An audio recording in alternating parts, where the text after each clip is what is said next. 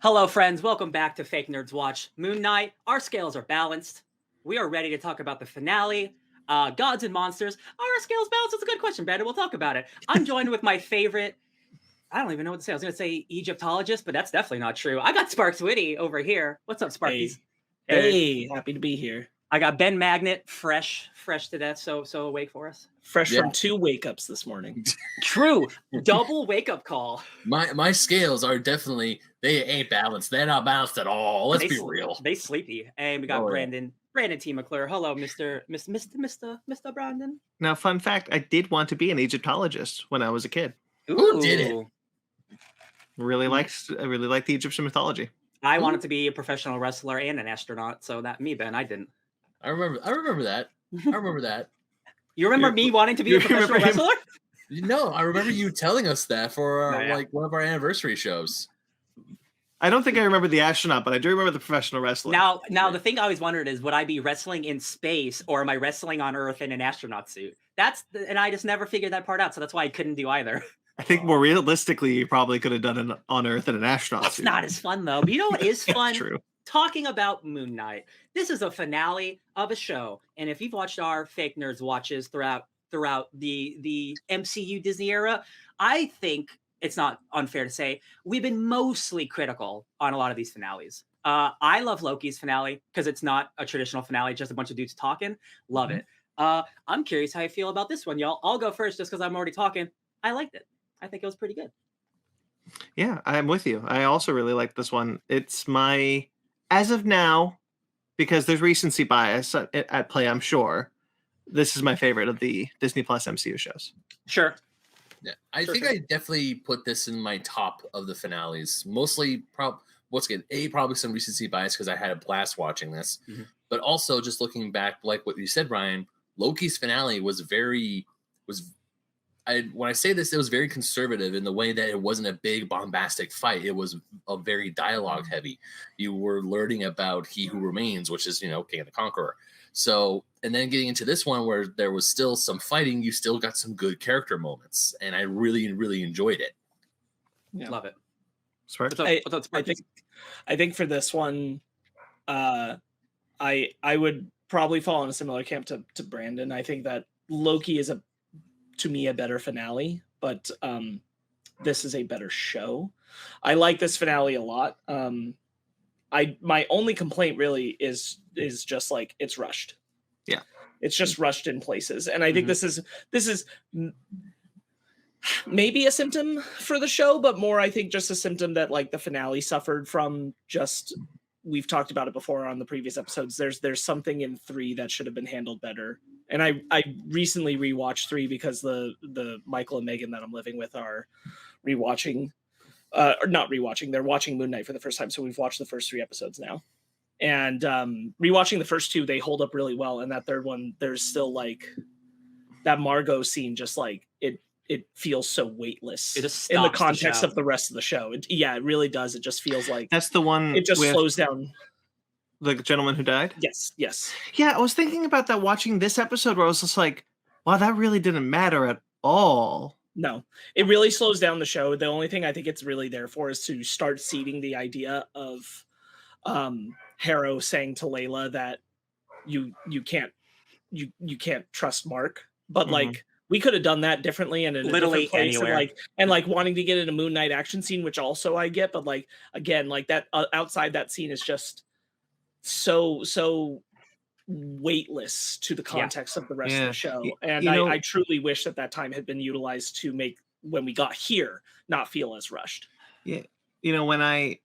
So I'm doing another Fake Nerds Watch series with Just a Little Podcast Cookie for Star Trek Picard, and episode 8, I want to say, it's been a while, but episode 8 completely has all of a sudden we've kind of been going towards the finale, and then episode 8, all of a sudden they get arrested by the FBI, and there's all of a sudden an FBI interrogation scene, and there's nothing important that we learn about any character in that scene. It leads to nothing in the finale. it's a really weird thing to just kind of include. The time filler. It's just a time filler, and I don't think for Picard, who has 10 episodes, and for this, who have 6 episodes, similarly, I just don't think they have the real estate to do something like that, especially because you don't want, going back to Moon Knight, you don't want something like this to feel rushed, because you have to do some of the heavy lifting that you probably should have done in episode 3 in this episode. Yeah. I think the other part, just real quick to touch on it, is that this is the shortest episode of the Moon Knight season, and I don't know why. It definitely feels like it shouldn't have been. Really? This is the shortest episode? If you take away the opening and the credits, this is 35 minutes of content. Oh, wow. Oh, That's yeah, significantly less than the rest of the show. And don't forget, the end credits of the season are like 10 minutes long. Yeah, because it's everything. So like this was a short ass episode. And again, like I don't think anything was particularly bad. I do out of all of us, I definitely think I still have the most problems with it. But it was really good. Besides just like, we got to get through this, man. We cannot sit with anything. We cannot sit with anything, and that was my biggest problem, to be honest. Also, man, they did the cutting action thing, and I know a lot of people don't have a problem with it. For me, man, that made me so mad. It made me really cutting. mad. Are you talking about like the scene where Harrow's got him pinned? Yeah, and when they cut the cut final out and- action scene, and it's Jake who finishes off, and I'm like, I get doing that in the beginning of the show. Doing this for your finale fight scene, which I think is good. It's actually one of the finale like end sequence fights that I actually think is really good because it's so acrobatic. But they end it so quickly, and it didn't ruin the show. But man, I was like, I cannot believe they did this again. I really. You know what it is for me, because I felt the same way in the beginning. It felt like a clever way to kind of give the audience kind of put the audience in Steven's shoes. It's a mystery. It's a mystery. Here it was like we have no idea how to get Marc out of the situation. And even going back to episode 3, when there is the one that we know for a fact is Jake, which is where he's at the top of the cliff and he's beating up those guys, and he's like, "Oh my God, Steven, what did you do?" And Steven says, "That wasn't me." So like even then it's understandable because it's adding to the mystery for those characters what's happening. But the frustrating thing about it being in this episode is that to me it felt like it was only there because they didn't know how to write Marc out of that situation. Yeah, it definitely feels like that, and like I feel like there was such a clear way to split the difference to like keep the mystery of it. But once he does that, once he like starts to black out, you just switch to Layla's perspective. You just switch over to Layla like coming away from where she was, and she's coming in the middle of him having gotten the upper hand and beating the shit out of him. And she doesn't know it's Jake. And so like you didn't see the turnaround, but you do see the violence. Yeah. Mm-hmm. And Layla being confused about it, and then you're still playing with the same confusion, but at least we're not being completely cheapened out of that conflict. Yeah, because again, you could have done the thing where they don't reveal that it's Jake. It could have even all been from like behind Oscar Isaac, right? But they show his brutality, and Layla's like, "What's going on?" And that would lend to the end credit sequence, like, "Oh, now I get it." Right. Like it's like, just it for your finale, you don't do that. I don't think. Yeah, I agree, because like when I first saw it, it's like, okay, cool. So we know for a fact we have Jake Lockley here, but at the same time, I kind of do feel like cheapened out of this. Jake, we got Jake here. We got Jake here. Jake's here. Yeah. See, nobody cares. Yeah, but at the same time, like when we first see, like I agree. Like the first time we see in the very beginning of the show when Steven constantly blacks out, I do like the mystery of it. And then in episode 3, when he fights and stabs the kid or stabs the guys, and they're like, "What did you do? That wasn't me." It's like, okay, we have a little. Oh, do we have Jake Lockley in here? But like by the time we get to the finale, it's like we know he's there. We know this by now. The mystery. We know the mystery. Yeah, there's no like you're telling us things we know. Like, let's see how different. And Jake... you know what? Like if you want to keep Jake away from the season, and you just kind of have like he's kind of there in the background. We see the sarcophagus in his mind. We see there's the moment with the guys at the top of the cliff, and then the post credits happens. That would be an interesting misdirect, because if you didn't see that, if you do what you did, like what Sparkz was talking about from like Layla's perspective, that final battle from Layla's perspective, and you don't notice that Marc is no longer Marc, he's Jake, that gives kind of more weight to the ending of like, oh, it's been this the whole time. Yeah. But instead, you're kind of instead because of the blackout, you're just kind of always waiting for the other shoe to drop it by the end of the episode. Like, I know Jake is brutal, but at the same time, not being able to see that his utmost brutality doesn't. It really. I mean, I still liked the end credit scene. I'll fully admit I really enjoy that end credit scene, but because it's like there we go, we have 100% confirmation, even though I knew it 20 minutes ago. Oh no, we'll get there at the end, but I love the credit scene too. I think it's great. Okay, so I started with the negative on the fight just because that was my immediate thing. But like, I was so impressed with the aerial fight between, because again, I was worried Hera was just going to turn the evil Moon Knight. I'm so glad they didn't do that. He was just a dude in some robes fighting Moon Knight. I love it. He's flying through the air. It's like a Matrix fight. I'm like, wow, I could see what's happening. It's clear. It's not shaky cam. Like, this is a good final fight, but then it just gets cut quickly. I'm not gonna lie. I really love how the Egyptian gods look. Like, I love how Tarawet looks, and I love how Ammit looks. And it's like, that's scary. It's really cool. I like it a lot. Real quickly, Sparkz, you wanted to say something though. I was gonna say that there before we left the negatives, because I feel like it ties in entirely.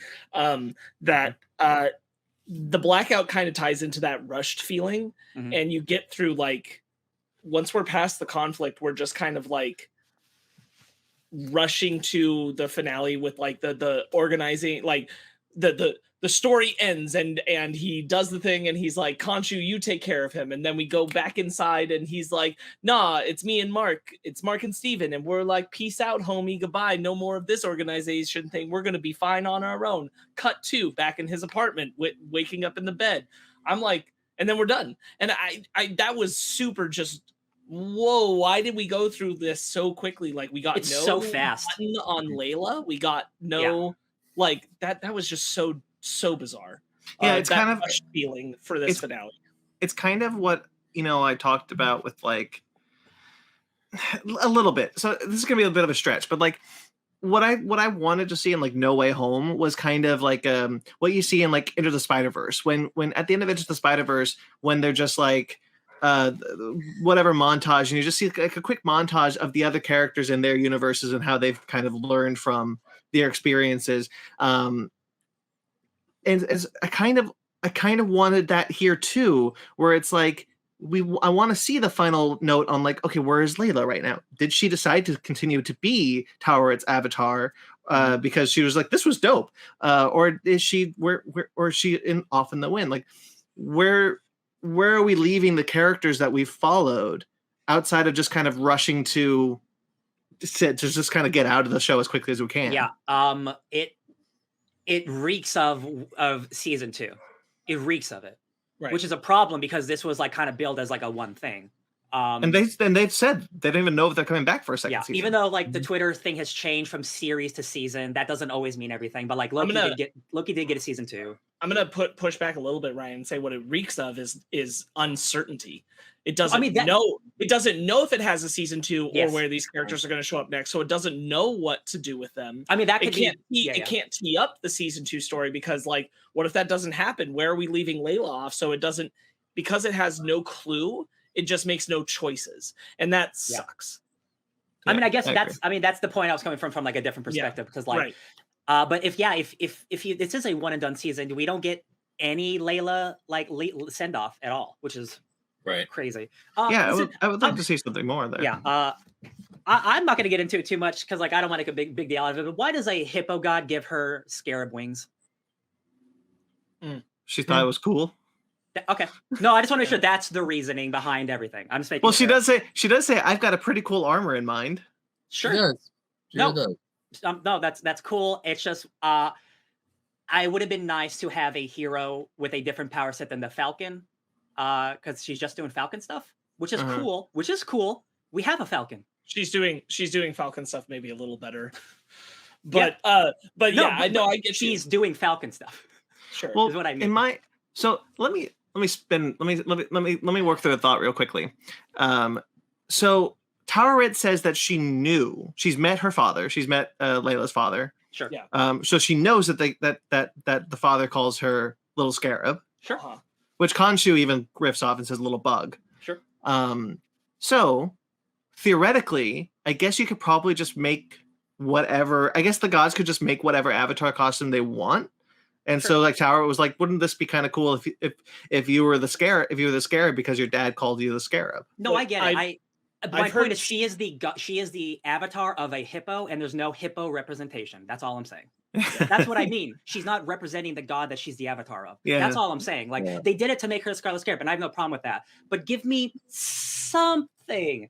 Well, I mean, just made her an action figure. That's all. It wouldn't necessarily be like the animal traits of the god, but like what the god is the god of that they would adapt, right? Because Moon Knight doesn't look like a bird. Yeah, no. That's a good point. Bird face. Well, in the comics, he does sometimes, yes. But what I mean is like, but what point is like, I'm not expecting her to look like a hippo, but like something, because she doesn't. If you would have told me who is she the goddess of, I would not have guessed Toweret. That's what I mean. There's no symbolizing. I know Moon Knight would be the moon guy. I don't see that she's the hippo lady. That's all I mean. Yeah, I don't care that much. Right. No. This is actually kind of fun. Actually, I'm into this. Okay, so Toweret, what is Toweret the god of? Because we know that she's children and rebirth. Okay, I thought it was women and children. Oh well. Isn't that what his children are? It's children and rebirth. Okay. What would that costume look like, I wonder? I don't know. Which is a baby head on his chest. Baby New Year. She has 2 strollers as arms. Yes, 2 strollers as arms. Or she has diapers that she throws. Or she has a sonic scream that's actually a baby cry. Oh, that'd be horrible. I like her outfit. I think it looks sick. Oh yeah, it looks great. Yeah. I have no problems with the look. No, I'm with you on like the how do we get here? I think there's like a piece missing. Yeah. But like getting there, I'm happy with. I did hear some extrapolate that they think that Toweret isn't saying like I knew your father in the sense of like I knew your father as he was passing to the Field of Reeds, but I knew your father. He was a former Avatar, being the Scarlet Scarab. Oh, I didn't get that at all. Oh. I didn't get that either. I think that's bringing too much of the comic to it. Yeah. But some people are saying like you can read it that way, and I'm like, I suppose you could. Yes. In which case, like the Scarlet Scarab thing would be a passed down thing. Again, like why is that something Toweret does? Wouldn't Khonshu, who was there the night that his father was her father was murdered, wouldn't he be like, I used to know a different Scarab or something? Like he was there when he died, when Marc, like that all happened that same night. So like I feel like they could have tied that together if they wanted to do that. Yes, I agree. Yeah. I think like one way or another, the goal was Scarlet Scarab for Layla, which I agree with that goal because it's awesome. Yeah. The how we get there wasn't exactly a point of the story, and maybe that's some of where I'm like kind of wish that was stuff in episode 3, especially because episode 3 opens with Layla, which is where we're getting the details about her dad and stuff. So I kind of wish that was a more Layla heavy episode than it is. I do, because we get so distracted by the Mogart stuff. The dad stuff is so prevalent to a character, but like I feel just it's just like it comes in spurts. Like it's not like a through line of a story. It comes every once in a while, like not even in every episode almost, I feel like. So like but they do constantly hint that she will become the Scarlet Scarab, because even Haro starts calling her Little Scarab. She's like, Little Scarab, your dad called you that, right? Almost a little too much. Every single person calls her Little Bug Scarab, like every single person. I'm like, no guys, we get it. I get it. I understand. I think that's the thing is like, the name referencing is there, like we understand that they're alluding to like what she will become, but like the actual background of why and how that pertains to her is left more to the imagination than actually to the text. Yeah, but because I want to kind of bounce off what Sparkz said a little earlier. I think she looks great. I love that actress. I love that character, and that costume looks awesome. Absolutely. I also like the scene where it's like, "Are you Egyptian superhero?" And she goes, "Yeah." Yeah. Representation is important, and like I have seen people go up against that. And execution wise, I get it. I understand why people think it might be a little hokey, but when it comes to almost all the Avengers are a bunch of white people from America. When a superhero lands in your country, you're like, excuse me, are you Egyptian or are you just another white person? Like, I get that. I understand that. Like, I think that's awesome. I understand the people who said it is hokey. I recognize that. Like, I do think that a great way to do it that you probably heard the same. I think, Ryan, if you've listened to Ringerverse for this already, was if the girl had asked her in Egyptian if she was a superhero and she responded in Egyptian, as she does, then that would have like it's already there. It would have been enough. Of it. Yeah. That makes sense. The opening with because we knew Steven was gonna be safe immediately, and he was immediately, which is fine. The scene is nice. The scales balance the one heart because they both had two different hearts, and the one heart means they're together. I'm still not sure what that means with Jake because the scales were balanced, but I'm not gonna look too much into that. Sure. I think it's still a nice scene. Big boat fighting I wanted to talk about Ben brought up a little earlier how he really liked the looks of the gods. We talked about Tower in the last episode, how we thought the Tower looked really cool. Amit looks awesome. Yeah. The CGI to bring Amit to life looks incredible. The how it is so difficult. I know I know people don't really think about this, but I started thinking about this a lot. It is so difficult to make an animal mouth move like a human mouth, like make human words. Lion King. And so like seeing this giant crocodile mouth constantly forming like these kind of syllables was like really impressive to me for some reason watching this. I was like, wow, that looks like really natural. Yeah. Yeah. When Amit first shows up on the scene, and I was like, man, she looks rad. She looks really cool. I'm glad we got to this point. Big crocodile lady. The way she interacts with Haro looks really good. The initial fight, I just kind of want to keep it at like the initial fight between Khonshu and Amit is some pretty good stuff. There's a good debate between Khonshu and Amit that they have together that I think is actually pretty solid. You're talking pre-Kaiju Fight. Pre-Kaiju Fight. Okay, so that scene where Hiro's like, hey, my scales are not balanced. Kill me. I'm not worthy of your power. Yeah. Incredible stuff. That is the best for me. That's the best Hiro stuff in the entire thing because that solidifies this is truly who I am. I am not faltering. I am not worthy of your love. And I was hoping that this would balance my scales, but I understand. Just kill me now. I understand it. And then she, being the lady that she is, like, actually, I tried someone with scales, Alexander. He sucked. You're actually pretty cool. You just obey what I want you to do. I love that. Great motivation because she's also like she doesn't believe her own shit where Hero does, and I'm like, oh my god, even like this primordial god is full of shit. I'm like, I love it so much. I thought that stuff was so good.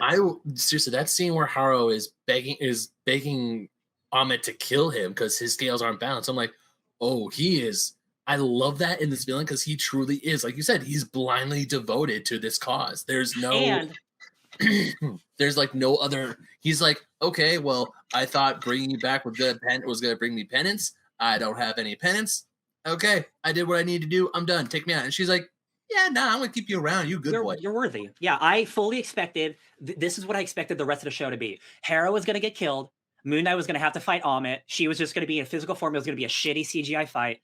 None of that happened. We didn't get a big Kaiju fight. We'll talk about that later. But man, like just Hero being allowed to survive. And I'm like, God, that is such a good choice. I'm so glad that happened. Yeah. Also, I kind of like how his staff, one crocodile morphs into the other, and you get the axe part.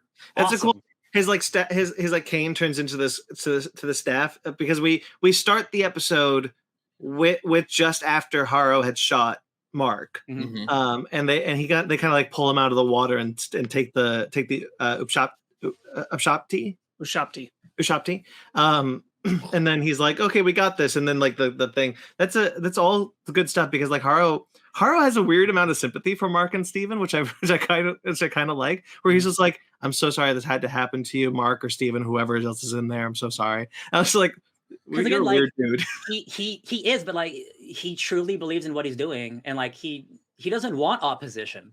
Yeah. It's just like he doesn't get why. He will kill you to get you out of your way, but like he doesn't understand it. But like like you were going through so much, Mr. Moon Knight, and all your personalities. Like, my bad, guy. Good luck with your life. Sorry, I had to come to this. Yeah.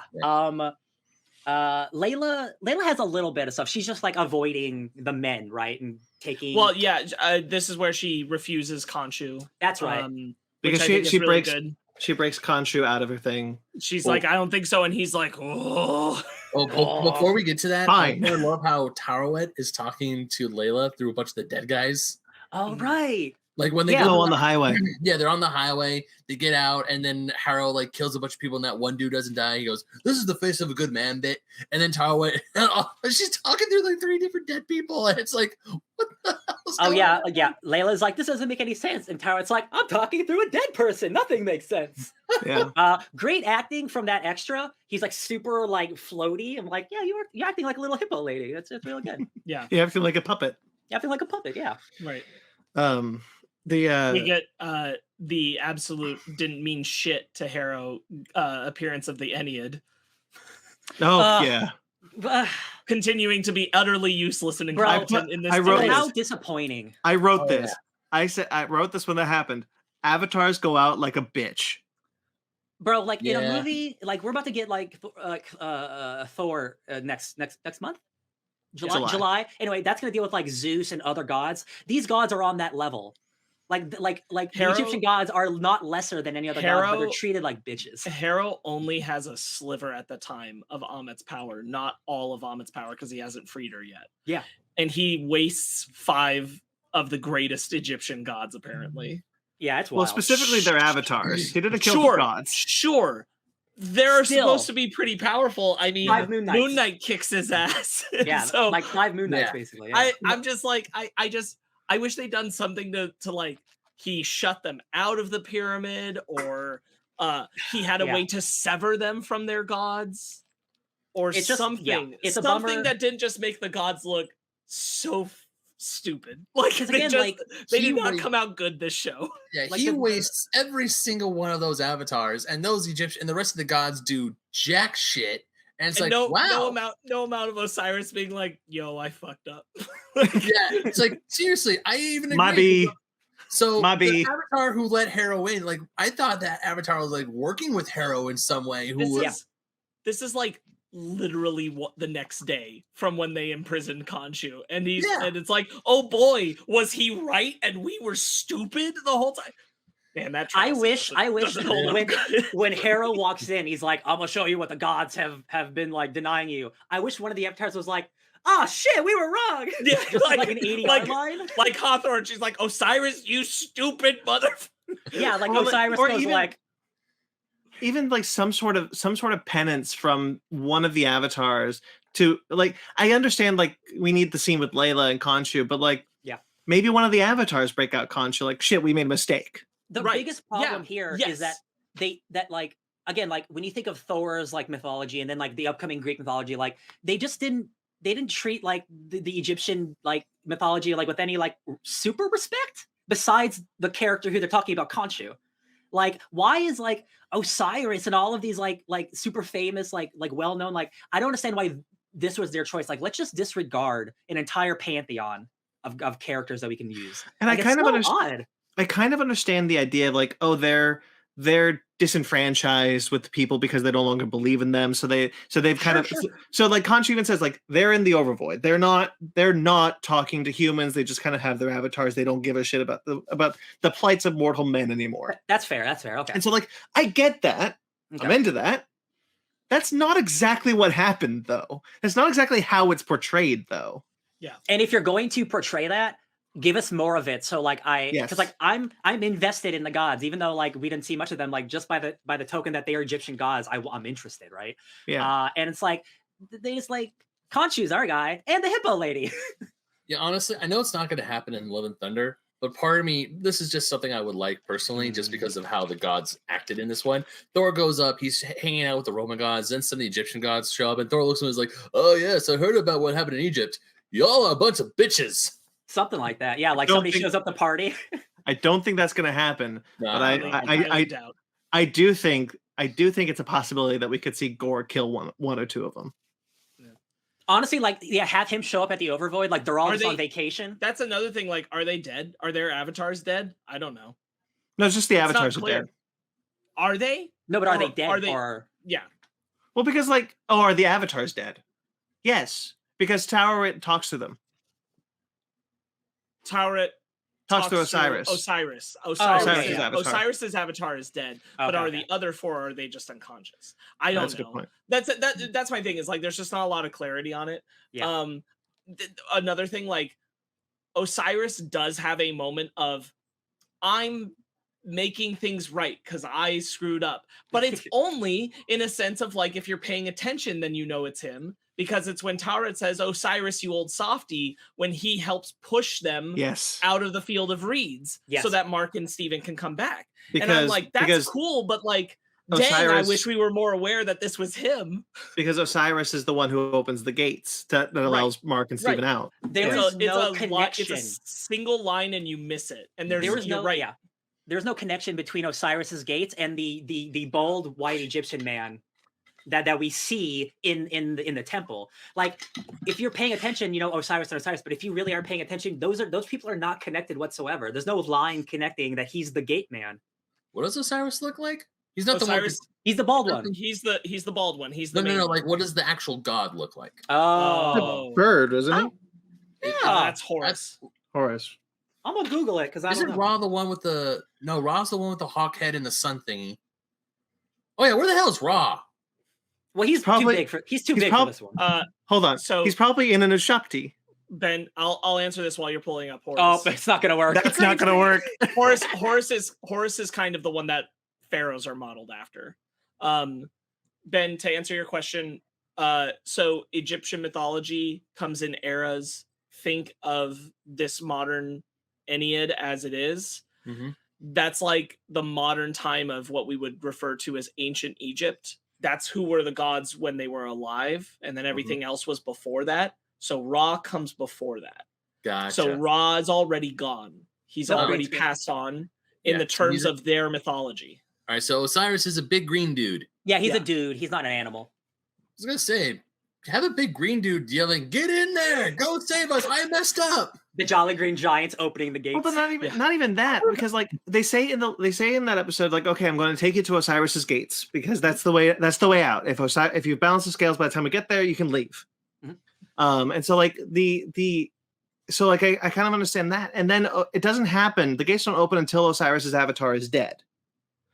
So like I get that as far as like a script writing goes. They're like, yeah, we did enough. You didn't do enough though. I'm sure again, like it's one of those things. It looks like enough. Yeah, and it's one of those things where again, like looking at the brevity of this finale, it's like just take your time. Just like you put in some of these pieces to make this feel like the full culmination. I got a positive.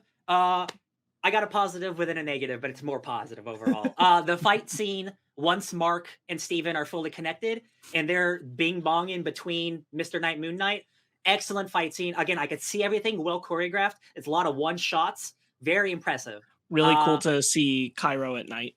Yeah, beautiful. There's a scene in that fight. There's a moment in that fight sequence. I wrote like tons of notes during that sequence because I really like that sequence. There's two bits that I want to highlight that I really like, which was Mr. Knight like fights and then he fixes his suit and then brushes it down and he fights again. There's another bit where Mr. Knight is thrown through a building and then a grappling gun shoots back and then it's Moon Knight. That's awesome. Excellent. That's awesome. That is some truly like comic book shit. Like excellent stuff. Moon Knight. Khonshu's like, don't you forget that I'm still like the god of the sky or something, and he sends Moon Knight across the desert and he flies, and I'm like, wow, that is the most comic book shit in this show, and I am here for it. I was so happy. It looks so silly. The cape turns into the moon for the second time in the series. I love it when we see the moon cape. I don't care. I love the moon cape. Yeah. I love awesome. moons. Moons are cool. The moon cape is like the moon cape is iconic. If that didn't show up in this episode at all, in the series at all, I would call foul. Yeah, definitely. But luckily we saw it in the trailers. But at the same time, it's still awesome seeing it in the show. When Steven's like, you know what, you better take this one, Marc. It just turns into Moon Knight. Boom, awesome. Well, actually, that's one of my positives for this episode is when Steven and Marc they can switch freely at will now. And also, I love how like when Khonshu comes back, he gets the powers of Moon Knight again, and they're constantly going back from the different costumes on who's talking. I absolutely love the transitions. It looks great. There's a bit that I want to highlight that you kind of brushed over, which is when they go through the gate of Osiris, Khonshu senses him. He's like, Marc, and then he like disappears appears, he's like, oh shit, I know what they need to do. I need to give him the Moon Knight powers again. I like that bit because because Khonshu knows he's about to lose and lose bad. Yeah. And so he's just like, I'm bailing because my avatar is back. I'm gonna go get him. Yeah, They he's about need to each get other. stomped on. They need each other more than they think they do. Yeah. Yeah. So Stomped. real quick, this is one of those things, like, it doesn't really bother me, like, in the grand scheme of things, but like Steven all of a sudden being a kung fu expert, he's just really, really, really, really good at fighting just because he's at one with his alternate identity. That's fine. It's a comic book show. I'll get over it. But I'm like, now, like, it makes sense because, like, again, you don't want Marc to do all of the fighting. So I get that. So now Steven can actually do some fighting. It's a very quick, we're at one with each other. So now you are the master of kung fu. And he's able to take out 20 dudes instantly. And I'm like, that's fine. I will get over it. It kind of goes back to how quickly the pace of this episode goes, just to a bit, but it is kind of something that I also felt in the last episode was perhaps not necessarily earned. Perhaps if we had more build up to it, because Steven says, this is your body, Marc, which means I also know this stuff. So like the fact that he realizes that and he starts fighting on the boat, that's fine. But I kind of wish we had more of Steven maybe accidentally muscle memorying his way through a fight. Yes. Just something kind of leading up to the fact that Steven does know how to fight because Marc knows how to fight, and and if they have the same body, then the muscle memory kicks in. Absolutely. So like the thing that it rubs up for me is because, like, again, it's something you've talked about, Sparkz. You don't want an alter to come out just when they're needed, right? Because that's like, oh, that's kind of shitty. Like, and the comics did a good job of like not avoiding that. The thing is, if Steven and Marc can do all of the same stuff, there's no need for them to switch up. Mm-hmm. Like if Marc knows everything now that Steven knows, then Marc should know everything about Egypt, right? So he won't need Steven's expertise. Mm-hmm. Like, and that stuff still is important to the individual character. And see, so that's an interesting thing that's an interesting thing that you bring up, because like the according, like, alters as we know it don't necessarily share memories. Yeah. Like they've got different skill sets, they've got different things. That's an interesting idea that you're bringing up, actually. That maybe Steven shouldn't know the fighting.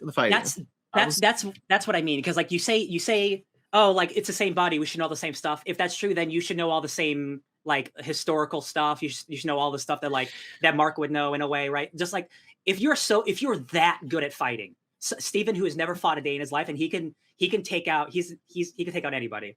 Yeah, that means that he should be able to know other stuff too, and that just, I'm not okay with that, but we'll see how it goes. Maybe something that could make the scene a little bit better is you see Marc as Moon Knight kicking ass and taking aims, but then when he switches over to Steven is still a little unrefined. He still bumbles a little bit. Like his punches don't hit as hard. And then he's talking to Marc. He's like, man, how do you do this so easy? He's like, here, watch this. And then they switched over, and like Steven's learning how to fight from Marc.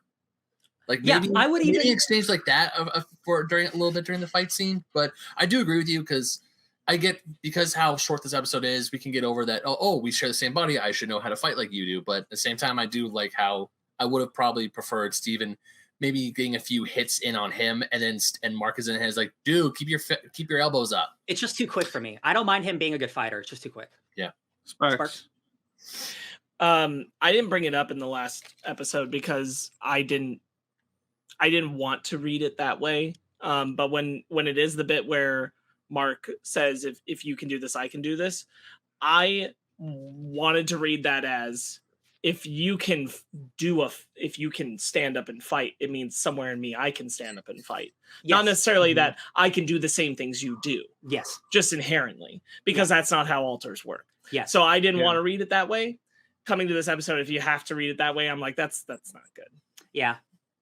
And again, it's a great fight scene. It's just like when you dive into like what you're doing with this character, like maybe again, even have Steven go like, oh, this is harder than it looks. Like, I'm in your body and I am able to do the things you're doing, but it's not as easy for me. Yeah, even it's kind of resistance. It's kind of like the question of like what of what Steven is doing is muscle memory, because Marc is trained his muscles to do it, and what of it is learned knowledge, which Steven and Marc shouldn't be able to share. Yeah. Yeah, I agree with that. It creates creates it's done to be a shorthand, but perhaps does more harm than good narratively. Because that is one of the biggest things I've seen online of people pushing back against the representation of the show, of the idea and stuff of like, oh, so you're saying that they can swap in and out and they have all the same memories, so what's the point of even having alters if they're just like the same, if they have all the same stuff? And I'm like, you're right, like you are right, that is a problem. Again, it doesn't ruin the show. It is a 2-minute action scene, but it is a thing of like they didn't think about it too hard, which for the future, and we'll talk about Jake stuff, like makes me a little worried. It should definitely be. They should have figured out a way to clarify that what Steven is doing is accessing muscle memory and not learned memory, because like that they're different things. They're completely different things. Yeah. So and the fact that they don't does create the option to be misinterpreted if that is the case, and if it's and if it's not, then it's kind of problematic. I would have liked to bottom line, more clarification on what exactly Steven is tapping into to fight. What is he doing? It's the Moon Knight Force. The Moon Knight Force. It's like the Speed Force. I agree with that one. But there's other bits in the fight scene. I think Ethan Hawke sells the shit out of that fight. Yeah. Oh yeah. He's so fun. I'm curious how much is like stunt double, face replacement. Obviously, like they're flying in the sky, that's not him, but I'm like, man, it's so cool. Again, just to see like a dude in some like maroon like pajama pants.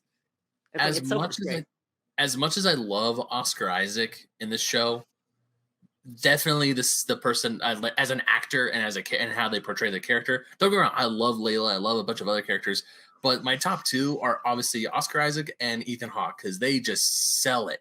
They, especially Ethan Hawke, he is just so damn good in the show. Yeah, I was stalling because I wanted to talk about a specific moment that we haven't talked about yet, which is Steven in the Field of Reeds. Which is Marc in the Field of Reeds. Marc in the Field of Reeds and Steven in the Duat. Marc is standing there and he's looking at the field and he's like, I and Taweret says the thing that kind of says to Marc, like, no, this isn't right, which is, you don't need him anymore. You don't need Steven anymore, essentially. And Marc says, that's not fair. He deserves to be here way more than I do.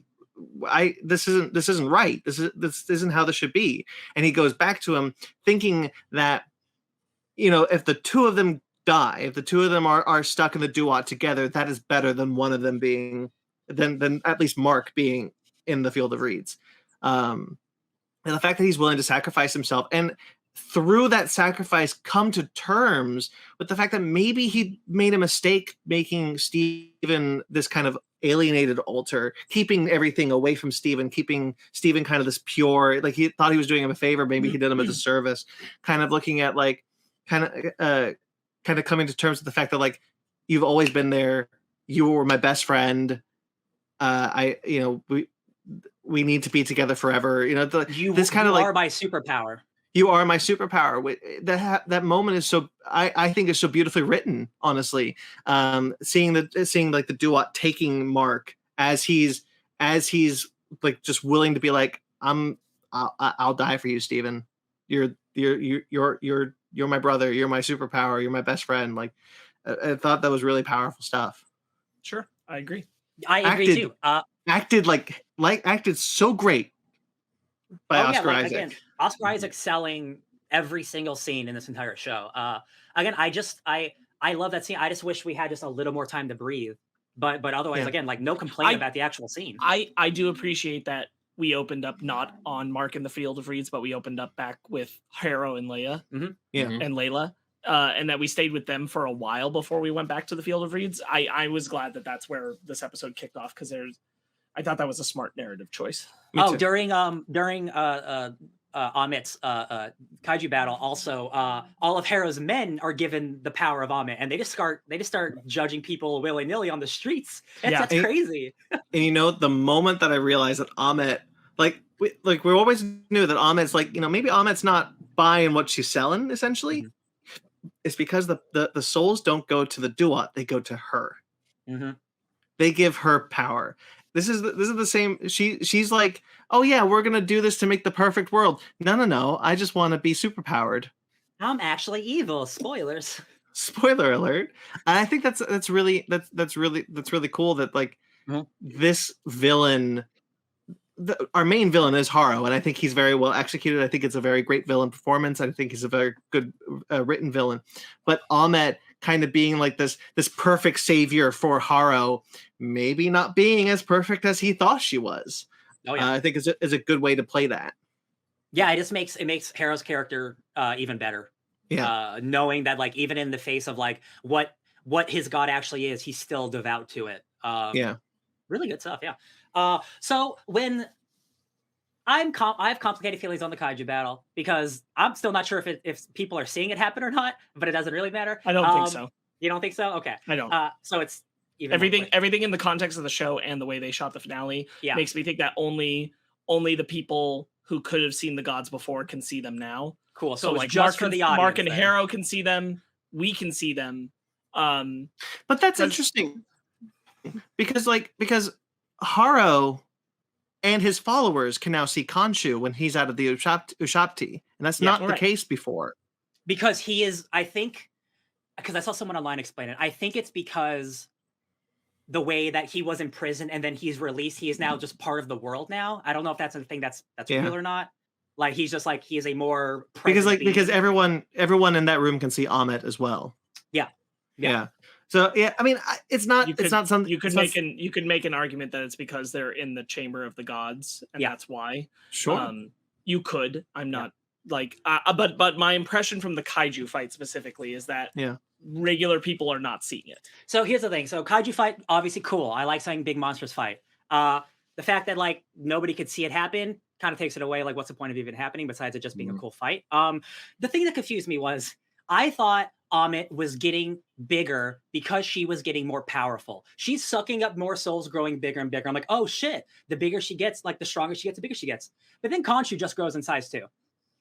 So I'm like, oh, okay, so they just wanted a Power Ranger fight. Okay, that's fine. And stylistically, cool fight. Really does not add a goddamn thing to the show whatsoever besides having a big fight. I think I would have preferred just having the single humans fight each other. There are some cool moments, cool shots, but overall, like, again, it's just a big monster fight for no real reason. And that's fine. Doesn't need it to be. I will only push back on that because I agree mostly. I will only push back on that by saying I think we get some important dialogue between Ahmet and Khonshu in that fight. As far as specifically, I have it written there. Ahmet says, "Why do you continue to fight? Because it is my choice, the very thing you are trying to take away." Mm-hmm, mm-hmm. And like, sorry, go ahead. Well, it's like that debate. I think is important to have between Khonshu and Ahmet. Sure, but go ahead, Sparkz. I also thought that it was like super comic booky to see. And I really enjoyed seeing it as the parallel to the fight happening on the ground. But the other thing was that I thought with the way that they were filming it, that what they were saying is like, while Marc and Haro are fighting, they're only as strong against each other as the avatars are who's winning. Because when Ahmet's winning, Haro's got the upper hand. When Khonshu's got the upper hand, Marc has the upper hand. So I didn't catch that. So I thought that the point of that is that when one of them's on the back foot, that means that the other one is the avatar is also feeling less powerful. But I'll give you that. But again, like if Ahmet is getting more powerful by sucking up all of these souls, why is she losing to Khonshu, who's a guy who's just already? Well, but that's just an assumption, right? Like we don't know that that's actually what it's doing. We don't know that it's actually making her more powerful. She just likes eating souls. Like that's just who Ahmet is. Like there's nothing in the context that actually says this makes her stronger. Okay. So like that's fair. I think the visuals of the scene imply that. But again, like you're probably right. But at the same token, like, is she just getting bigger to eat more of the souls because so many of them are coming? Because like you said, Khonshu can do it too. So it doesn't seem like it's a power thing. At the end of the day, like it's a good point. It's like I don't think a giant monster battle was what served the show at the end. I hear you, and I'm definitely also going to throw in that like part of why I like it is because this is sadly the most faithful interpretation of ancient Egyptian gods we've had on live action screen. Yeah. And I thought that was cool. Absolutely. And so I'm kind of like, yeah, I want to watch that. Also, it has like, honestly, my favorite shot in the whole finale. Is it when it's the involves camera's them. turning? Fuck yeah. Yeah. Yeah. It's this one where Harrow's marching. So the gods are behind him, and Yes. the camera's doing the camera is turn. tilting over with Khonshu falling as Yes. Amit stabs him, and Incredible Harrow's moving in. Incredible Great shot. And I'm like, honestly, the whole thing, like, great for that. Yeah. Like, really. While we're lobbying praise at the kaiju scene, I just want to talk about it. Looks great. Yeah. I think, strangely enough, this low budget, relatively low budget MCU Disney Plus show had better CGI characters than I've seen in the last couple of years when it comes, not Thanos, excluding Thanos. He looks great. But like these giant kaiju looked incredible. The CGI to bring them to life must have been some of the best I've seen in years. And Brandon, something you always talk about, like when you talk about like big like Pacific Rim or Godzilla, the weight, like because they are giant. You want to feel the weight. When Khonshu swings his staff, it's not fast. It is like he winds that thing up slowly, baby. It's a big. When he picks it up and you see like the sand moving and the trucks moving, like you feel it. It felt very Pacific Rim. Really good analogy. It felt very Pacific Rim. You feel the steps and you feel the every blow. It doesn't feel weightless. It feels like there is something tangible that you can touch there, something tangible that you can feel. Story reasons, like besides, like it is a well shot fight. Like incredible that like Moon Knight has the best kaiju fight in a while. That's like what? Come on, guys. Right. You never would have thought that Moon Knight would have the best kaiju fight, because I really enjoyed the kaiju fight. I thought that it was fun. And also, like Brandon said, the dialogue between Khonshu and Amit, I love the dialogue between the two of them, like when they meet again, when they're fighting in the Chamber of the Gods, and of course the line that Brandon mentioned where Khonshu's saying you're taking away their choice. And I think that stuff is really good. It also, it's just like Sparkz said, it's a feast for the eyes. And also I love the shot where you see Amit stab Khonshu with his own staff. I'm like, oh no, Khonshu. It's just a thing where, just real quick, like, again, like, if we look at the last episode we watched, the last episode was a tear-jerker, drama-filled trauma dump. So if you're watching this, like if you're like a kid watching this 1 through 6, it's like just the tone's all over the place. And like again, like that's not necessarily a bad thing, but if you're watching 5 and 6 back-to-back, those are drastically different shows. And that's just a problem with the 6-act structure of Marvel DCU stuff, Disney Plus stuff. And I don't think it would feel necessarily so much that way if it wasn't rushed, because I mean, like you are getting like the emotional weight carried over from 5 for Marc to do his moment with Steven, where he says, you were my real superpower. But I think that this was kind of a best way to have your cake and eat it too, because this is one of the things where we're going into the finale and we're concerned about the big CGI fight. And the big CGI fight happens, but it's not happening with our main characters. Yeah. Right. And so you're allowed to have the spectacle, but the focus is here. This is happening, and it makes it big and impressive and very MCU, but the focus is here. And for that, I think it also works, because like what it's doing is allowing you to feel the grandiose weight of the stakes that are going on, while being able to focus on a fight that's really just between Ethan Hawke and Oscar Isaac. I think, and Layla. I don't want to discredit Layla. Layla's important to that fight. Going back to the debate between Khonshu and Amit, the thing that what Harrow believes, that like, why would anybody be against this? And like Amit also kind of thinks it's strange that Khonshu isn't with her. Like she's just like, I'm doing the same thing that you are. I just don't give people the choice to do evil. And like Khonshu like can clearly see the difference. It's just like, no, I do people after the act. That's the important thing. And she's like, I don't give people the chance. Again, like every exchange between Khonshu and Amit, I actually really enjoy. I think there's some profound stuff being said by the two of them. A profound debate about what exactly is happening, what Amit wants, what Khonshu wants. I think that's good stuff. Yeah, I agree. Again, this being a 35-minute episode finale just boggles my mind. Because like they had, you're right, Sparkz. Like going into episode 6, there wasn't a lot they had to like fulfill. But still, a finale, you don't want to speed through things. Like again, like there's so Right. many things that are just left on the cutting room floor, or this like Layla's like just disappears, and I'm like, that's such a bummer because there's so much good stuff in it, but it's like we gotta wrap it up. I agree. I want to highlight. I feel like they kind of do the actor May Calloway dirty with the Tauret avatar moment where she's flipping between Tauret and herself. I think in a show where you've got Oscar Isaac doing it, like give the actor the most room to like succeed in doing that performance. And the specifically, like, I think she's doing a good job. I think that scene is hampered by her having to perform I'm in the middle of an earthquake in the sense of like the whole thing coming down on her and switching between these two personalities. And I'm like, just let her do one of those things. Yeah. Like, I don't think she was doing a bad job. I just think it made the scene awkward that she was doing it in the midst of falling against the walls and everything. And I'm like, just let her do one of those things. I wasn't going to say anything, Sparkz. I 100% agree. I thought that scene was awkward. Yeah. I thought she and was, through no fault of her own, they were asking her to do too many things at once. Also, I think the editing on that scene's a little weird because it's like, you knew my father? And she's like, yeah, I met him through the field of reeds. Cut. And I'm like, what? That's like, where we stopped. Like, it felt very quick. Honestly, I was hoping it's like, can we get more closure out of that part? I mean, cool, he's in the field of reeds, he's in paradise, that's great. But at the same time, it's like, can we get more out of that? Come on. Yeah. Well, I don't know if I needed more. I don't think I needed. I think it's nice to know that he's in the. That's the closure. That she knows that her dad's in paradise. Her dad is at peace, but yes, it is.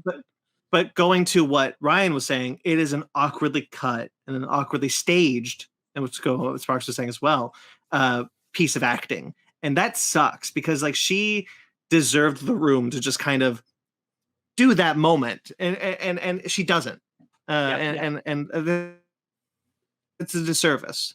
Yeah, that's my main thing is I'm like, I know she's talented. I know she could have rocked that even harder if they just weren't asking her to like, you know, chew bubblegum and also sing a song at the exact same time, which is essentially what they're asking. Like that's just too much. And like it's her one moment to kind of shine and being able to do that kind of like separation of those roles in much the same way that her Oscar Isaac has been allowed. And I just wish they'd let her like shine for that moment. I think you're right. I think like, because the scene is it's not every time Oscar Isaac gets to do that, it's very quiet. She is in a shaky room with dust all around her, earthquake. Yeah, like it's a very loud scene. So like there's a lot going on and you can't just focus on the acting. Yeah. Which it a little bit feels like they set her up to fail with that moment. And I kind of wish they hadn't. She gets a cool hero pose though. But she gets the sickest like reveal of her outfit. I am like, never mad. It's so good. Never mad at a good superhero pose, baby. Give it to me. Yeah. The way she stands with it, she's got it. She's awesome. Yeah. When she does the yes, so good. The wings with the swords, I'm like, oh yeah, this is great. It's definitely the photo for this review for this episode is going to be the photo of her. Excellent. Spoilers.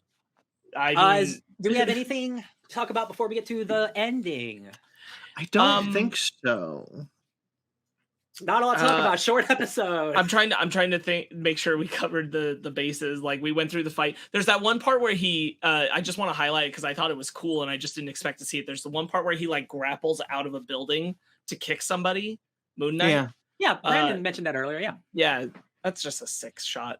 It absolutely felt like reading a comic book. Like panel 1, it's Mr. Knight. Panel 2, he's in the dust. Panel 3, he's Moon Knight. It's like, man, it's incredible. This is something we were talking about. The choreography in that fight is very good. Oh, that's mine. Ooh. That's my dog. Oh, that's that all the time. God.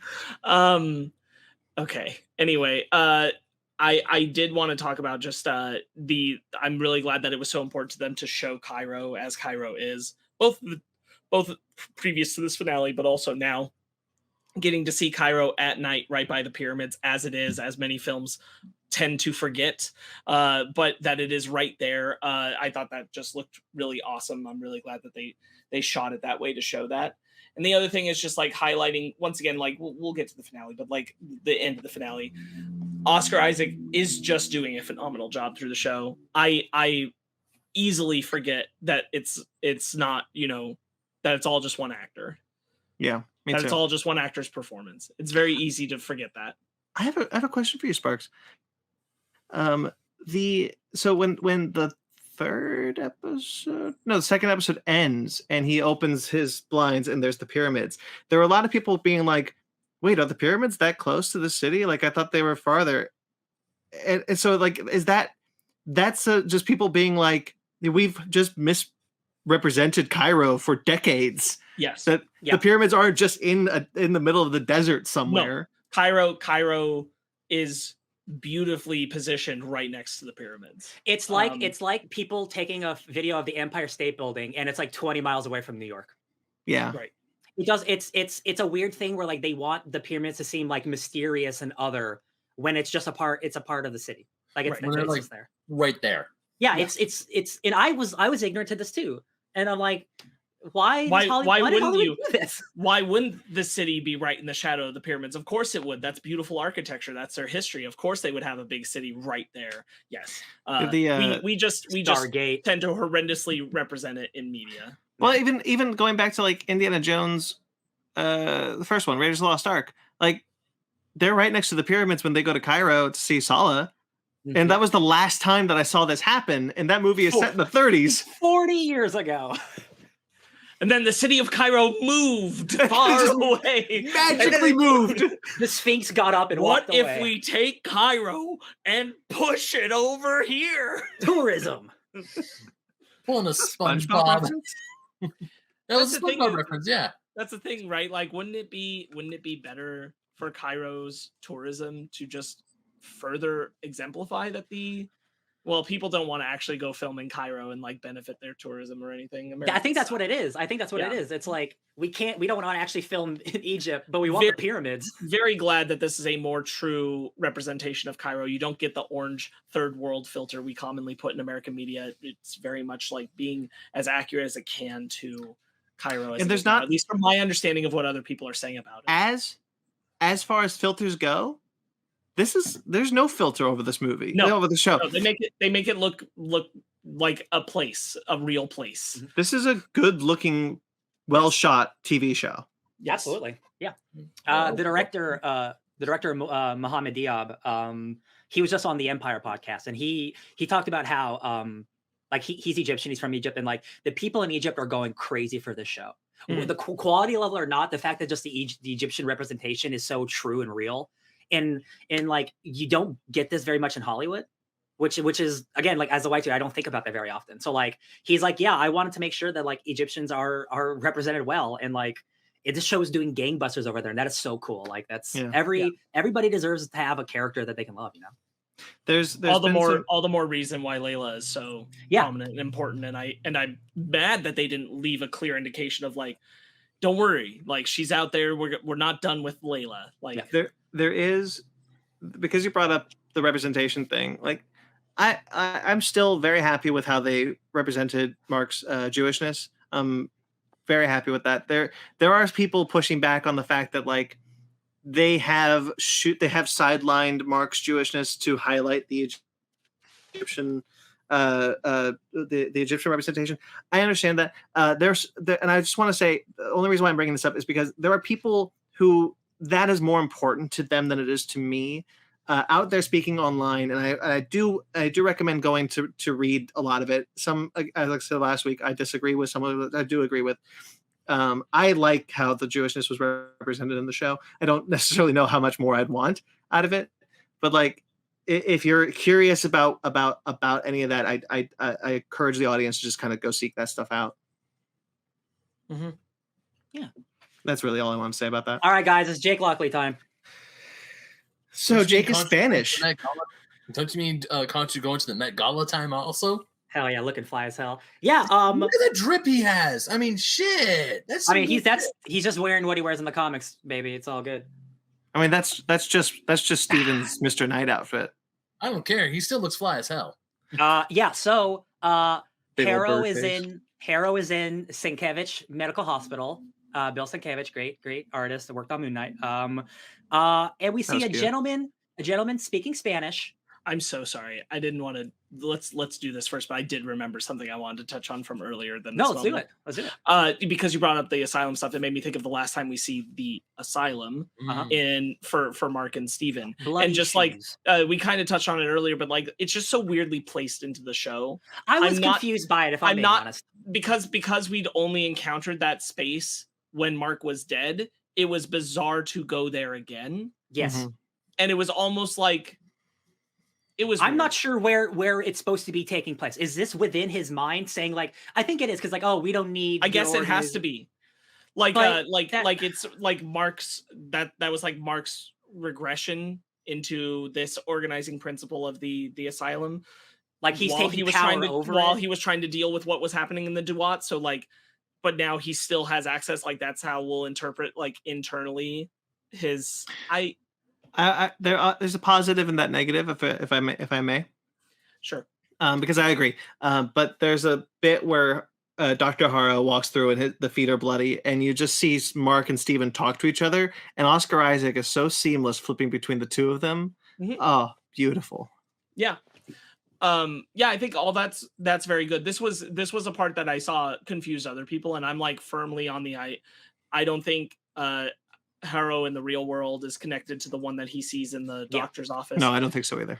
But I did hear some people saying that the reason why he's suddenly seeing like the bloody feet and he's confused is because he's lost his power to hold over Marc from the real world. The real Haro has lost his power, and this was something he was doing to Marc. And I'm like, that's not my read. I really like that doesn't make sense to me. I think the scene is a confusing scene to add after everything has happened. Well, I took it as Marc no longer needs the organizing principle.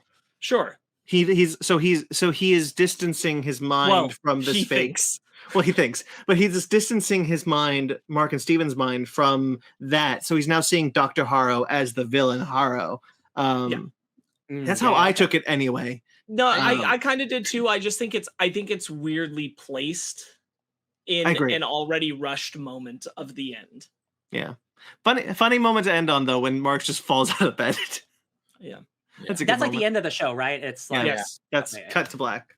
Every day I wake up and that song's been stuck in my head all freaking week. Yeah, me too. Ernest Humperdinck, I believe. So, okay, now Jake, the real finale. So I knew immediately the second Haro was getting taken out of the hospital. I knew it was Jake. The second that he kicked the wheelchair down, I'm like, oh no, 100% this is Jake Lockley. And then we get into the Spectre mobile, and I'm like, we're never getting a season 2, are we? This is too good. This is too good. It's too juicy. You see Kaiju look and fly. We really liked seeing the Spectre mobile. Oh my god, now that raises so many questions. Like, does this take place a long time after the finale? A little bit after? Because like you need money to get a big old Spectre mobile, right? Like you need that Stephen Grant money. But yeah. Or has Jake always had money? Or is it Jake the one with money? That could be true. That could be true too. Yeah. So there's been this. I don't know or normally like to do this, but like there's been a lot of talk online about how Jake is portrayed as an overly violent alter. I understand that. There is a lot of evil alter talk right now. Yeah, there's a lot of evil alter talk, which is not a good thing. It's bad representation. There's a word for that, but I'm blanking on the word. So I understand that, but I didn't necessarily take it as Jake is an evil alter. I took it as Jake has drunk the Kool-Aid. Jake is the alter who's just like, yeah, Khonshu's right. I always want to be Khonshu's avatar. I like doing this. Jake, I mean, I do agree that. Actually, no, I don't. Yeah, where was I going? Okay. So I agree with that. I agree that Jake has officially drank all. He's essentially Khonshu's version of Haro, where he is blindly devoted to Khonshu, where he will follow his word no matter what, and he drank the Kool-Aid. He turns around, sees Haro, and like blasts him. That said, I do think that the show does have an issue with making it clear that we are not doing an evil alter narrative. Right. I mean, I think that comes from like we're more comfortable and confident with it because we're familiar with Jake. Yeah. Yes. I understand. Yeah, people who aren't familiar with the comics, like, this is the first time you see Jake Lockley and he's a murderer, and all the things he's done in the show is murder. So I understand that puts in your brain he's evil, right? I think there's a difference between he is still self-defense murdering people. He's not doing it willy-nilly. He's self-defense killing all those people, right? So he is the true defense of Marc Spector. This is different from the comics. Although I do want to know what that one nurse did to deserve dying. That's because there are 2 nurses that have died. Here's the thing. That is the problem. That is the wrinkle. Jake killing hospital people. That is not cool. People are assuming that those people worked for Harrow and they're the ones helping Harrow afterwards. There's no indication that that's true or not. That would be like, that's my thing is I'm like, how did Harrow end up in a mental asylum after this? Like, I understand that Am is trapped within him, but he didn't just suddenly go cuckoo because of it. Yeah, it is a leap of logic because they don't give us any signs, but like, you could assume that he is with his people and they're helping take care of him afterwards. Right. But they don't give you any indication. So it does look like Jake just killed a bunch of people. And that is shitty. That is shitty because we don't have any other ideas for that. Yeah, and I don't necessarily think that Jake is represented as like a defense alter for Marc. I think Jake is just the alter that Khonshu likes. Right? Khonshu doesn't particularly like Marc, and he doesn't like Steven at all. So he has this thing where it's like, this is because he says, meet my friend, Jake Lockley. This is the avatar I wanted. This is the avatar I still have. He says it before. In the episode, he's just like, I'll let you both go. Well, I mean defense because not because he knows, is like, yeah, I'll let Marc and Steven go, but I'm not letting Jake go. Yes, I mean defensive as like Steven was there to help Blunt take on the trauma of what happened with his mother, right? That's emotional stuff. Yeah. I mean, Jake is the guy. He is the stabber. He is the guy because like every time we flash away, it's him killing people. I mean defensive as like he is the one who will do the dirty deeds for Marc. Yeah, Jake is that guy from Rick and Morty who goes, "Oh boy, here I go killing people." Zara had speculated that Jake could be the alter that Marc created to cope with, because like a lot of these alters are a lot of times coping mechanisms for our brains. Jake, I went through all of them before I got to Jake. That Jake is the alter that Marc developed, that showed up because Marc wasn't comfortable with killing so many people, and so that's what created Jake to kind of like purge Marc's conscience a little bit. Yeah. Defense might not be the word, but I mean like the violent side of him, the one who is willing to do that stuff. Because like Marc, he is definitely more violent than Marc and Steven. But I don't think he's evil. No, not at all. Yeah. I meant defensive as like Marc isn't going to die unless I kill this guy because I know Marc's not going to do it. Like he's the one who will do the stabby stabs. That's just because he's probably backed into her corner his whole life. Like he's always the one having to defend Marc and or Steven at this point. Like that's all he knows is violence. So Khonshu is super easy to dive into him and take him over. The ramification for what season 2 could be, it's incredible. It's truly incredible. Having like a 3-way fight between someone's own body, insane stuff to think about. Will they do that? I don't know. That sounds too good to be true. That sounds too good to be true, man. It sounds so good. They have said like a second season would be more Jake focused, and that's what this is. Like we got to know Steven and Marc in this season. We get to know Jake in the next season. And I kind of like that. I kind of like that they space them out because at the end of the day, these alters are people. They're different people. And so you are essentially having to expand and create character arcs for 3 human beings. And to just kind of pull back and be like, okay, we're doing 2. The third one's there, but we're not really going to dive into them until the next time. I think it was a smart move narratively. Yeah. I think the thing I'm most curious about if they do a next season with the Jake stuff, like how do you write? I see how you do it when you have 2 protagonists, when you have 2 good people balancing out, because you're flip-flopping between them. When you have an alter who like you black out and you don't see what they're doing, how do you make a show about balancing all that out where you're seeing everything Jake's doing, interacting with the stuff that Marc's doing? Like that is a crumble. I can't wait to see the cookie fall off that crumble. Yeah, and it very much makes me like, I really hope that where we see Moon Knight next is a season 2, not like a film appearance, because a film appearance is not gonna do this. Oh, it's not going to touch any of this stuff. No, I agree. I would like to see a second season happen with this show. Yeah. Anything else? Sparkz, you were a little quiet there at the end there. Do you have anything you want No, to add? I was just listening, and I agree on what you guys were saying. So I was just kind of like, yeah, you guys are covering it. I really like that end scene, but everything that's implied, what comes along with it, I agree with. Yeah. It's one of those things where, like, now that I've rewatched episode 1 after seeing this episode, I'm like, there's that part where, if you remember, when he goes to the like little village area and he blacks out and kills like a bunch of people. Mm-hmm. And I'm questioning now if that actually was Marc. I think it's Jake. I think, and now seeing it, because when Marc, because none of those people show up in Marc's cafeteria. Yeah. And it's not always true, but when Steven turns to Marc generally turns into Moon Knight, and he's not Moon Knight at that point. He's just a dude killing fools in the street. Right. He could have turned into Moon Knight and we just didn't see it. Because that's the part where he's like, like he blacks out and there's covered in blood. Bye. Oh, no. Bye, Sparkz.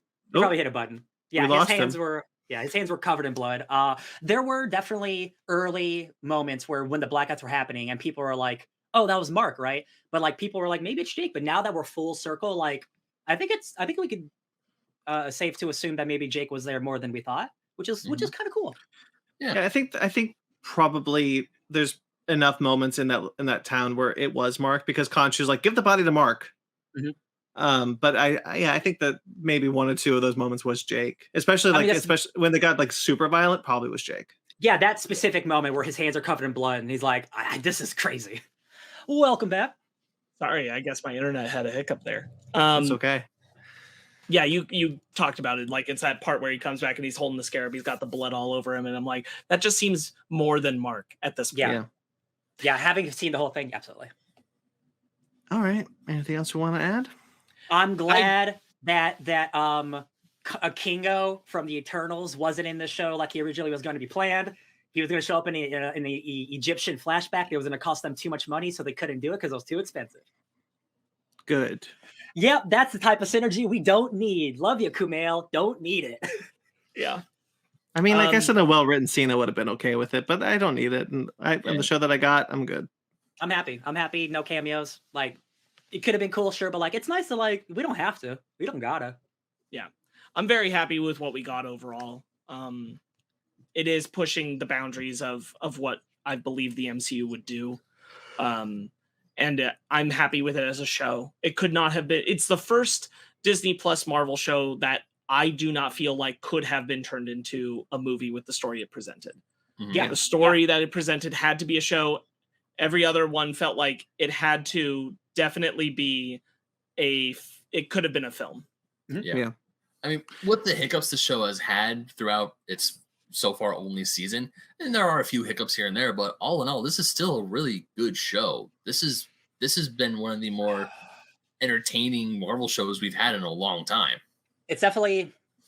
I mean, what we have 6. I always forget What If. I forget What If all the time. Yeah. But there's 6 shows, not 5, because I forget What If.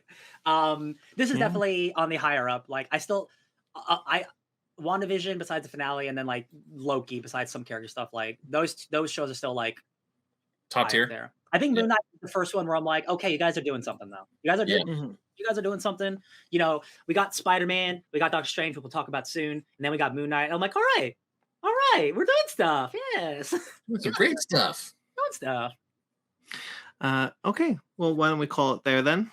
Yeah, I really hope we get more seasons before. I hope so. Makes the jump to appearing in whatever movie they'll appear in. Yeah, it would be the Oscar Isaac in the Moon Knight suit more. He looks so good. Yeah, I want more Oscar Isaac. I think that dude deserves it.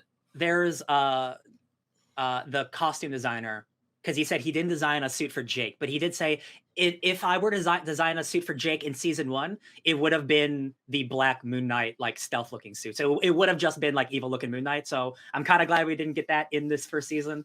Because like I just don't stay away from that. I like that suit though. Declan Shalvey just has designed nothing but great suits for Moon Knight. Oh yeah, that dude is. God, man, I'm telling you, that ghost suit where he is wearing the Khonshu head and he punched ghosts with it. If we get that in live action, like, I'm over. It's over. It's over. All right. Let's call it there then. That's Moon Knight, guys. We did it. Can't believe it. I can't believe a Moon Knight show's out and it was good. Thank you, Disney. Hallelujah. So the next Fake Nerds Watch series that we'll attempt to do is probably Halo. I'm kidding. I've stopped watching. I was going to say, it's another space show, though. Miss Marvel, I guess the four of us. Obi-Wan. Obi-Wan Kenobi's before that. Obi-Wan Kenobi is before that, so we do that first. That comes out soon. They they go same time after a while, so near the end they will, yeah. Yeah. All right, so Obi-Wan Kenobi is next. Check that out. I'm excited for that. When the time comes, must be trained like you trained his father. That's for a trailer we talked about last week. Yep. That's that, and of course there's other Fake Nerds Watch series going on. Star Trek Picard is over, so Star Trek Strange New Worlds, which I'm excited to say is incredible. That's next on that docket. There is no such thing as Cat Nerds Watch, I'm afraid. Not yet. Fake Cat Watch? That's worse. All right, so stay tuned for all of that good stuff, and of course you can subscribe to this channel. You can like this video. You can check out our other Fake Nerds Watches for our other Marvel shows. We've done them all so far, for better or worse. And you can check out Basement Arcade Pause Menu, Fake Nerd Book Club, and Animation Station. All shows you can find on this channel. You can check those out. Again, like this video, subscribe to this channel. And our mothership show, our Fake Nerd podcast, the show we do every Sunday night. You can check us out. We've just talked about what this is going out. We've just talked about Doctor Strange in the Multiverse of Madness. So mad. And then I don't know what we're talking about this coming week, actually. Other things. So stay tuned. We'll let you guys know. Cool, but that's that. So Fake Nerd Podcast on all the social medias. You can check out our TeePublic and our Patreon if you'd like to support us financially. You can do that. All those are probably linked below. I'm at BT McClure on Instagram and Twitter. I also write for a Screen Rant, where I write a bunch of lists. I wrote a Moon Knight list, if that's anybody gives a shit. I wrote a Young Avengers list. That was cool. I also write for Atomic Geekdom, where my Infinity Saga series has returned with a loving look at the Defenders saga, as what I call an interlude. Just a way for me to make more work for myself. And I edit kaijuramenmedia.com. Ben. You can find me on the internet. What? Ben. Oh, I'm delayed. Yeah, you're delayed. Yeah, you're delayed. You're delayed there, bud. You're delayed. You can find me on the internet at BenMagnet27 on Instagram, Twitter, and TikTok. You can also find me writing for Old School Gamer Magazine, Fusion Gaming Magazine, and GoNintendo.com. You can also find me streaming on Twitch at twitch.tv/BenMagnet27. Sparkz. You can find me just being happy that there's a good MCU show we all had a good time talking about. Woo! At Sparkz Witty on Instagram and Twitter, SPRKZ Witty. Ryan. Hey y'all, DJ Tony Snark everywhere, and you can catch me sometimes streaming DJ Tony Snark 616, the true Marvel universe. Subscribe to us on iTunes. Nope. Until next time we see you, stay fake nerds. Subscribe on iTunes.